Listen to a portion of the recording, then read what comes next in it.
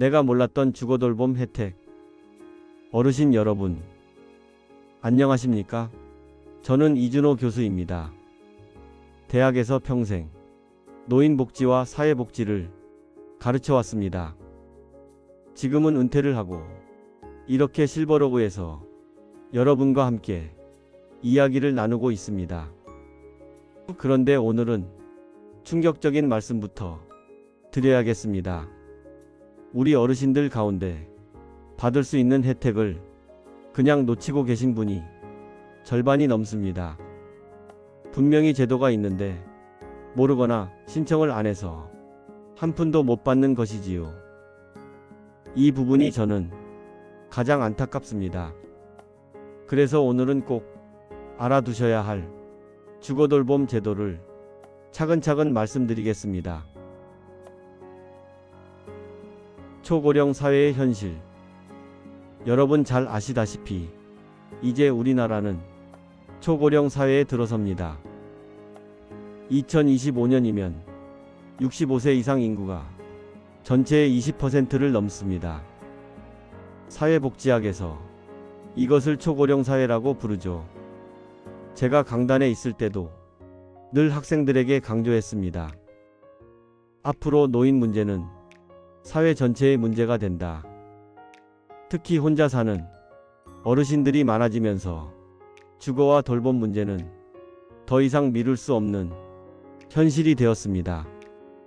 하지만 정작 제도가 있다는 사실조차 모르시는 분들이 많습니다.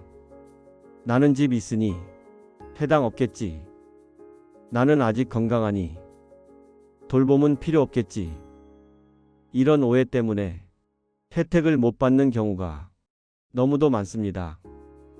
정부가 준비한 제도, 이런 현실을 개선하기 위해 정부와 지자체가 여러 제도를 마련했습니다. 제가 연구실에서 후배들과 논문을 쓸 때도 늘 강조했지요. 제도는 존재한다. 하지만 모르면 효과가 없다. 2025년부터 달라지는 제도들, 대표적으로 주거급여 확대, 돌봄 서비스 통합 지원, 응급안전안심 서비스 강화, 이런 것들이 있습니다. 그런데 중요한 점은 이 제도들이 전부 신청해야만 받을 수 있다는 겁니다. 가만히 계시면 누구도 대신 챙겨주지 않습니다. 왜 놓칠까? 그럼 왜 많은 어르신들이 이 제도를 못 받을까요? 제가 정리해보니 크게 3가지 이유입니다. 첫째, 정보 부족. 둘째, 절차가 복잡하다. 이렇게 느끼시기 때문. 셋째, 나는 자격이 없을 거다. 이런 생각을 하기 때문입니다. 하지만 제가 강조합니다. 생각보다 많은 분들이 대상에 포함됩니다. 예를 들어 주거급여는 소득과 재산 기준이 있긴 하지만 조건이 꽤 넓습니다. 돌봄 서비스도 중증 환자만이 아니라 독거 어르신, 거동이 불편한 분들도 충분히 신청 가능합니다. 여기서 중요한 반전이 있습니다. 몰라서 못 받던 혜택, 사실은 신청만 하면 받을 수 있다는 겁니다. 주거급여, 월세, 관리비 지원, 집 수리 보조까지 가능. 돌봄 서비스, 생활지원사 방문, 안전 확인, 응급 호출기 설치, 노인 맞춤 돌봄 서비스, 외출 동행, 병원 안내, 말벗 서비스까지. 이 모든 것들이 여러분이 직접 신청하면 받을 수 있는 제도입니다. 사례. 제가 아는 김 어르신, 올해 70세인데 혼자 오래된 집에 살고 계십니다. 화장실이 너무 미끄러워 늘 불안하셨답니다. 그런데 주민센터에 상담을 받아보니 주거환경 개선 지원을 받을 수 있었습니다. 안전 손잡이 설치, 미끄럼 방지 공사까지 무료로 지원이 됐습니다. 김 어르신은 말씀하셨습니다. 내가 몰라서 그동안 고생만 했네. 저는 이 말씀을 듣고 다시 한번 확신했습니다. 제도는 알면 삶을 바꿔준다. 왜 많은 어르신들이 혜택을 놓치시는지 그 이유와 반전을 말씀드렸습니다. 결론은 단순합니다. 몰라서 못 받는다. 알면 삶이 달라진다.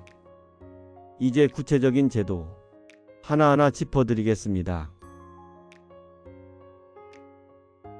주거급여, 돌봄 서비스, 응급안전안심 서비스 등 신청 방법까지 말씀드리겠습니다. 끝까지 함께해 주십시오. 많은 어르신들이 혜택을 놓치는 이유와 그 반전을 말씀드렸습니다.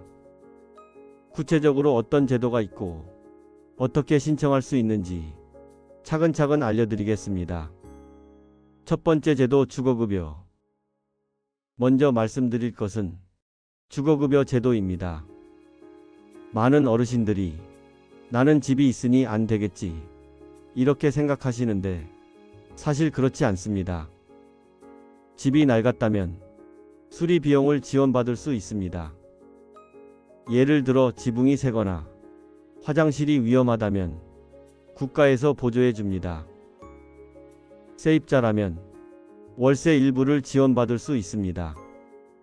특히 2025년부터는 지원 범위가 더 넓어집니다.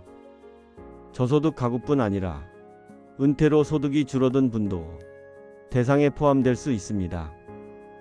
제가 학생들에게 늘 이렇게 설명했습니다. 복지제도는 멀리 있는 것이 아니다. 바로 집안의 불편을 해결하는 데서 시작된다. 주거급여가 바로 그 예입니다.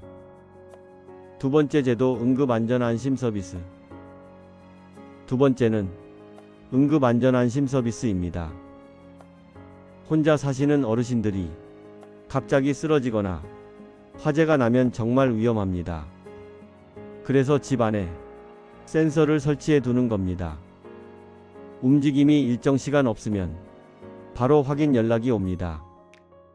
화재가 나면 자동으로 119에 연결되기도 합니다. 제가 알던 한 어르신은 밤에 화장실 가시다가 넘어지셨는데 움직임이 감지되지 않아 즉시 연락이 왔습니다. 덕분에 빠르게 구조되어 큰일을 피하셨습니다. 이런 서비스가 있다는 것 꼭 기억해 두셔야 합니다. 세 번째 제도 노인 맞춤 돌봄 서비스. 세 번째는 노인 맞춤 돌봄 서비스입니다. 말 그대로 어르신 한 분 한 분의 상황에 맞춤형으로 지원합니다. 생활지원사가 직접 집에 방문해서 약도 챙겨드리고 안부도 확인합니다. 필요하면 병원에 동행하고 시장도 같이 가줍니다. 무엇보다 큰 힘이 되는 건 말벗이 되어준다는 겁니다. 제가 연구하면서도 느꼈지만 노년기의 가장 큰 위험은 질병보다 외로움입니다. 돌봄 서비스는 단순한 지원이 아니라 마음을 지켜주는 제도입니다. 네 번째 제도 통합 돌봄 플랫폼. 2025년부터 달라지는 제도 중 가장 큰 변화는 통합 돌봄 플랫폼입니다. 그동안은 주민센터 가서 따로 신청, 보건소 가서 또 신청, 복지관 가서 또 신청, 이렇게 복잡했습니다. 하지만 이제는 한 곳에서 통합적으로 신청할 수 있습니다. 쉽게 말해 원스톱 서비스가 생긴 겁니다. 저는 이 변화를 매우 긍정적으로 봅니다. 이제 어르신들이 이리저리 헤매지 않아도 한 번에 필요한 지원을 받을 수 있기 때문입니다. 다섯 번째 제도 주거 환경 개선. 마지막으로 주거 환경 개선입니다. 어르신 댁에 가보면 화장실에 안전 손잡이가 없거나 바닥이 너무 미끄러운 경우가 많습니다. 이런 것들을 국가와 지자체가 직접 지원합니다. 화장실 안전바 설치, 미끄럼 방지 공사, 조명 교체까지 해줍니다. 저는 이걸 생활 속 작은 안전망이라고 부릅니다. 작지만 삶의 질을 크게 바꾸는 제도입니다. 조건과 현실. 그런데 여기서 또 한 가지 반전이 있습니다. 제도가 있어도 신청하지 않으면 받을 수 없다는 사실입니다. 기초생활수급자나 차상위 계층뿐 아니라 은퇴 후 소득이 줄어든 분들도 충분히 해당될 수 있습니다. 그런데 많은 분들이 나는 해당 안 되겠지 하고 스스로 포기해 버립니다. 정책 연구자로서 저는 늘 안타깝게 느꼈습니다. 혜택은 있는데 정보 부족 때문에 못 받는 경우가 많기 때문입니다. 실제 신청 방법. 신청은 생각보다 간단합니다. 가까운 읍면동 주민센터, 지역복지관, 보건소. 여기서 상담만 받으셔도 받을 수 있는 혜택을 알려줍니다. 서류가 복잡하다 싶으면 직원이 도와줍니다.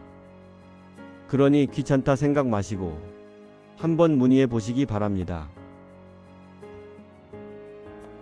어르신 여러분, 오늘 제가 말씀드린 핵심은 아주 단순합니다. 모르면 못 받고 알면 삶이 달라진다. 주거급여로 집이 안전해지고 돌봄 서비스로 외로움이 줄고 응급안심 서비스로 안전이 확보됩니다. 저는 은퇴했지만 여전히 사회복지를 연구하는 학자의 마음으로 이 말씀을 드립니다. 제도는 여러분을 위해 준비된 안전망입니다. 이제는 스스로 포기하지 말고 한 걸음 내디뎌 보십시오. 오늘 영상이 도움이 되셨다면 구독과 좋아요 부탁드립니다. 여러분의 구독은 다른 어르신들의 삶을 바꾸는 힘이 됩니다. 댓글로도 남겨주십시오. 나는 이런 제도를 이용해 본 적이 있다. 나는 아직 불편한 점이 있다.